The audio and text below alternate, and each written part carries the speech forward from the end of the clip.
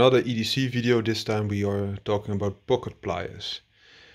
Of course, the fallback could be, as I have here on my keychain, a very small foldable plier, and I would prompt to, because this neck has some benefits next to a plier, for example an opener or a little file or a little very small knife. But there could be a reason that you just need a plier, and then there are different options, but you could also go for the full size foldable plier. As you can see, this has almost the same blueprint and dimensions as this big plier has. This sits a little bit in between, and this one is a lot smaller, and therefore also my choice. That being said, now you see it unfolded. It's still a pretty decent plier, as you can see. And if you would unfold the big one, as I did here, you see that you even have a lot more plier for your taste. So, in general, I would recommend the foldable pliers above all. However, if you want something to have a little bit more leverage, because this is quite light in weight, because it's also very hollow, it also loses some strength, of course, but you can see there's even a scissor inside here, and you could have Phillips head or other screws, driving bits as well on this piece, which is excellent in my opinion. And also here you see the additional gains that you could have. So a file like thing, a knife, an opener, and something to pry a little bit. So this one would be the most serious full size tool, and this one is a little bit different, but has a similar head, as you can see. The benefit, however, of a design like this is that you could squeeze something in and then it holds it like you want it to, and you can just release it. This could be a benefit if you like that. Also, you can open them out extremely wide if you would turn back this screw here, so that could also be a benefit.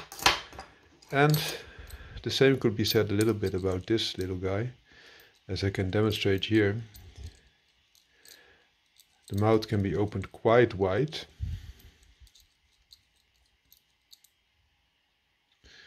which is, for example, wide, but as you see, this multi-tool even has a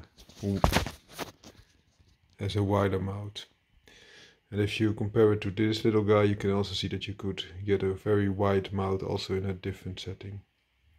Benefit is, however, you could get it to a certain size and keep it like that, and for example hold it under a little bit of pressure. You stick this into some earth or dirt, and you could have something to do that.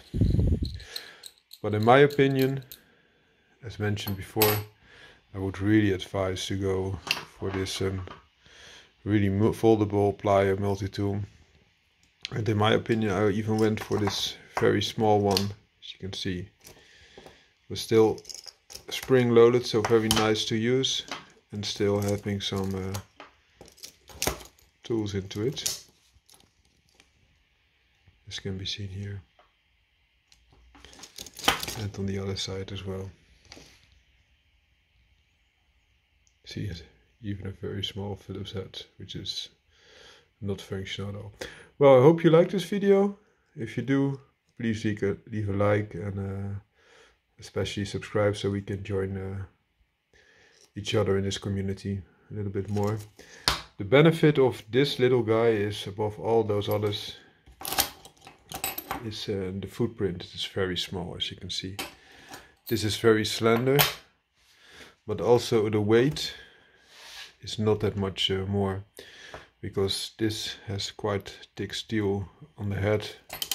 The rest of the design is slender, I must say.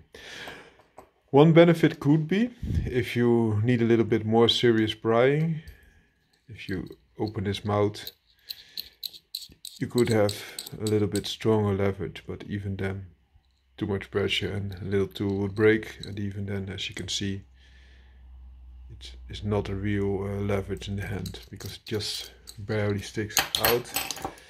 This little guy, similar story, a little bit longer in the handle, which is good. Also a long mouth can be handy if you have to work for example, a fire situation. It's very hot. But as you can see here, serious size, normal size multi-tool is the way to go.